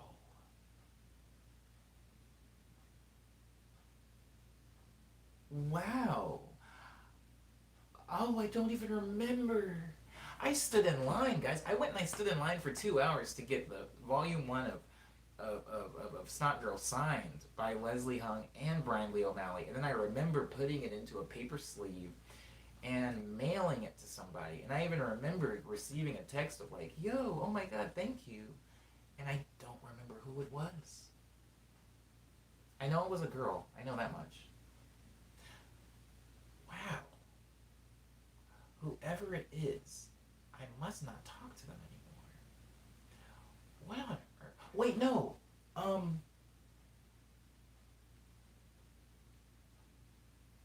I think it was. I think it was Tabby. Does anybody know Tabracadabra in the chat? Tabracadabra. She's an artist. She like drew. Pretty sure it was her. And, unless it wasn't. Anyways, it doesn't matter. This is a moot point right now. Nobody really cares. Alpha says, I've been thinking a lot about how Scott dated Knives while she was underage, and he was he was 23, and she was, I think, 17. Everyone's too casual about it. I don't know. I don't want to talk about that. I don't want to talk about that, Alpha. That happens a lot. Doesn't mean it's cool. I'm just saying that happens a lot, and the nerve that like used to go like when there was like a 23-year-old like rolling up and picking up their junior in high school girlfriend. That nerve has been worn now to where it's just numb. So yes, you're right. That was like kind of whack, but it was true to life. It was true to life.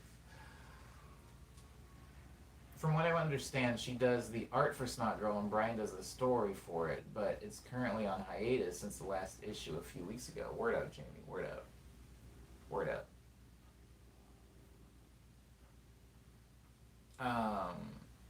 It's just how casual everyone was about it. I feel like everyone's really casual about it in real life. I'm not going to make this a stream about that particular thing and how that couldn't be written in 2020. Okay. Okay, you got modern eyes. Modernize. You got modern eyes. That's I recently watched as you guys know, I really recently rewatched the Rush Hour trilogy, and I didn't look at it with modern eyes because, yeah, when you look at it with modern eyes, it's a pretty, there's a lot of racism. I mean, the premise of the movie is racism, so yeah, there's a lot of racist jokes in it. And um, I think that, yeah, people are pretty casual about like dating underage girls. I feel like it doesn't really happen that often the other way around. But um, several of my crushes while I was in high school had boyfriends that were, sophomores in college because they would always roll up in their cars and take them places. And I would always think, wow, one day when I. Whoa. I think I discovered the root of one of my complexes. Thank you guys. I thought one day when I'm older, then they'll date me, and then I got older, and then they would date some guy that was older. Wow, you can't catch up to him. You can't catch up to that one. I'm rewatching Arrested Development now, and my God, some of these jokes, word, word, word. Here's the thing. I enjoy. Is this too much? Is this gonna get me in trouble? I enjoy dated problematic humor. Um, because it is like looking into a time machine. It's this weird double standard where if, again, just like I think it was Alpha that said it, if that came out today, it would be horrendous. But something about like what was that? Look Who's Coming to Dinner or like Guess Who or something like that. Remember that movie where it was like the the white family and she's got a black boyfriend and she brings her black boyfriend home to meet her parents and it's just the entire movie was just racism. It was just like her parents being like, I don't know, he seems dangerous, and there was like a lot of like funny wholesome jokes like that. I actually enjoy that movie now because something about looking at something that was bad, knowing that we came away from it, is funny to me, and it gives me hope because it's like, hey, at least we're not there anymore, at least we're not where we were. If you look at like old SNL, it's like they will say there's whole skits based on the joke is black people are dangerous, or the joke is gay people are gross, or the joke is it's like the joke is just something extremely problematic, and then you can go back with modern eyes and you can look at it and you can be disgusted like, oh, this is horrible or this isn't funny. Or you can just kind of like, for me, I look at it and I'm like, this is ridiculous that this is what was funny. It's cool that we as a society, for the most part, have managed to evolve as far as what we consider to be funny. Even if you think about horror, right? The things that we're afraid of are so different. If you think about Frankenstein or the Swamp Thing, a lot of those like classic Hollywood horror things, it's like this is what people were afraid of. People were just kind of afraid of something that was different. The monsters in a lot of those old things weren't even like monsters. They were just misunderstood people that looked slightly different. Anyways, sometimes looking back is horrifying, but I'm always able to look back. I mean, in some regard, it's hard to look back at certain things that were happening and being like, ha ha ha, this is funny. But if it's in the context of comedy, sometimes it's fun for me to look back on because it's just like, this is really what used to be the way. In the same way that people look at like writing letters and they're just like, oh my god, I can't believe people were doing this. You were having to write a letter? How long would it take? Oh my god. A one-way trip from England to the United States took 4 months? That's wild. Wow, it takes a day now. Like things like that. It's like you can either be horrified by it or you can find it dark funny. I don't know. Anyways, I'm done spending time on this, but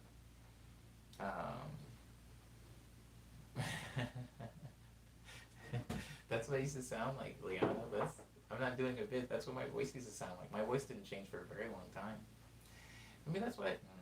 No, I don't want to make that joke. Alpha says it was really extreme towards Asians. Oh wait, Alpha says Asian stereotyping humor is probably the worst. I'm not. Let's not say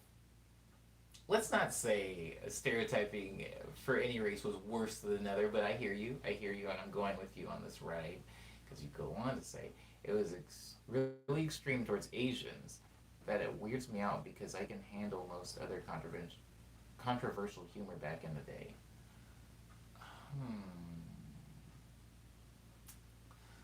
Yes, it is pretty rough towards Asians. Uh, it is pretty rough towards Asians. I would say it isn't worse than any other, people of color. They all have, their valleys, right? I think that a lot of context can make past racism worse. Watch them not expecting them to be anything bad, but certain scene will surprise me, like Aristocats. Yeah, I think that because they weren't trying to be bad, they were just saying. I always make the joke. I always make the joke that if you could shoot me into the future, 50 years, 100 years, I would now become problematic because we're constantly progressing. And I think a lot of people want to believe, like, not me, Omni. I'm super progressive. Like, I have I'm a furry. I don't know. I'm like a queer furry in 2020, so I'm super progressive. I could never be problematic, but you'd be surprised. A lot of the people, 100 years ago thought they were progressive too. Like the people that were like, I think, I barely beat my slaves, just barely. Like I only scream at them. I only scream at mine. How could you hit them? It's a person. Just scream at them. They'll understand. I think that there's a lot of context for being progressive, right? And I think that if I was shot into the future, I would be problematic. I think that I would probably be quiet about it. There would be things I was seeing in the world that I'd be like, ooh, I don't like that, but I understand this is a different time and I'm going to adapt. In the same way that you can go to an old folks home right now, there would be somebody that would be okay with interracial marriages because they're like, it's a sign of the times. But if you approach them when they were, in their youth, they would probably throw up at the concept. So, I don't know. Yeah, there's some pretty egregious Asian racism in old things. There's really egregious, blackface was a thing, so there's some pretty egregious black racism. There's some pretty egregious, throwing like a sombrero and a poncho on somebody and throwing, I don't know, because all those actors were white. That's the funny thing, is like all the people that were playing Asians in those films were white. The people that were playing black people were like white people with blackface. The people that were playing Hispanic people were like white people with like some like weird rub-on tan and then like a big mustache and a racist accent. It's interesting. It's very interesting. Anywho, that being said, I'm able to look at old stuff, not necessarily with modernized. I'm able to look at it and kind of. I don't, oh, that's such a beautiful chord. What is that?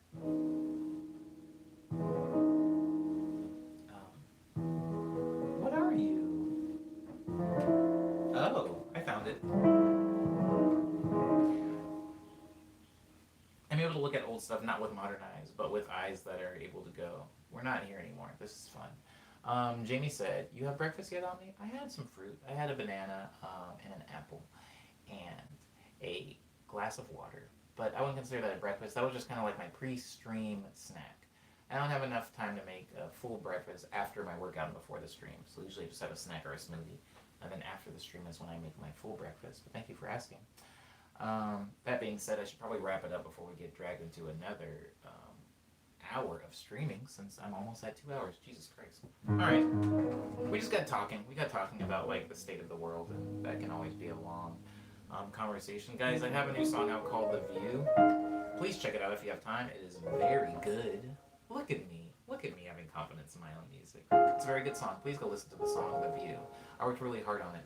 As far as older releases, I have Ego Death and Quick Breath, both of which are out now. If you like the song Vanilla I played at the end of my 4-song medley earlier, that song is called Vanilla, and it can be found on Ego Death, which is paired with Quick Breath, which can be found on Bandcamp, SoundCloud, Spotify, Apple Music, Apple Music, Apple Music, Apple Music, Apple Music, Apple Music, Apple Music, Apple Music, Apple Music, and Apple Music. I would really like to be on one of those Apple Music playlists they keep talking about. I don't know how I get on one of those. I feel like if I say Apple Music maybe enough times in a stream, through some type of robotic algorithm, I'll just get like added to a playlist. You can find my music on Bandcamp, SoundCloud, Spotify, iTunes, Apple Music, Google Play, Amazon MP3, Tidal, Groove, Deezer, Pandora, Napster, and YouTube. While you're here on YouTube, I also did record some videos and edit them of some songs that I'm releasing now called Quarantunes. Every Tuesday, I put out a little song idea accompanied by a video that I shot here in my bedroom which has become my prison, and I give it a quick little name.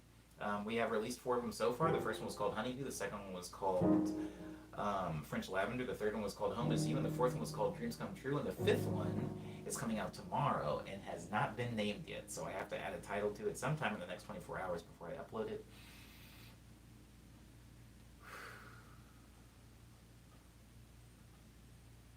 As far as touring, shows, and song releases, as far as all of that, like music, career stuff, I've been taking a break from that because I don't know how to be productive at a time like this. I'm doing the best that I can, though, guys. I'm doing the quarantunes. I'm still doing weekly stuff, and I also have a daily stream, which you all are in.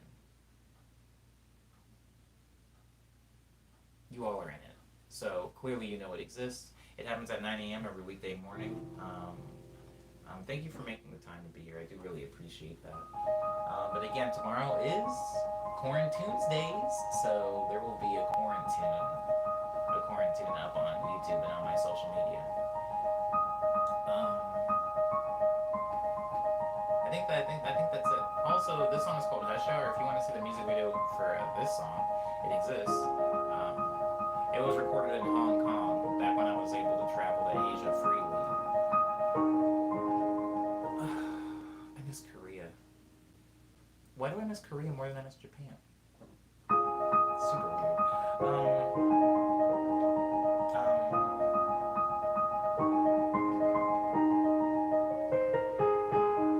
I haven't made a remix video in a while. But my video editing skills are getting better, guys. I don't know if you saw Dreams Come True, but I'm doing stuff in the videos that I wasn't able to do even as recently as a month ago. So thank you guys for constantly watching my videos and believing in me, because maybe that's all of the support that I needed in order to spend more time practicing those techniques. Liana is in the stream and I did not play double lutz, and I am so sorry, Liana. Next time I'm going to play the coolest double lutz you've ever heard. It's going to be twice as long and 1.5 times as difficult for me to do. But thank you, Liana, for being here. I do really appreciate you. I also appreciate you for owning Snot Girl and also having not read it. Thank you, everybody, for being respectful to me and polite to each other. I am receiving a bunch of messages right now because it's 11 and it's 11:02 and I had a meeting that I was supposed to be in at 11, so I'm a little late to that. So I'm going to join that meeting and go make some breakfast. Again, thank you for being respectful to me and polite to each other. It's the internet, so that is not a guarantee. And hopefully I'll see you guys tomorrow in the Tuesday stream for stream number 123. Hello, everybody. Oops, that was a metronome. Do-do-ba, do-do-ba.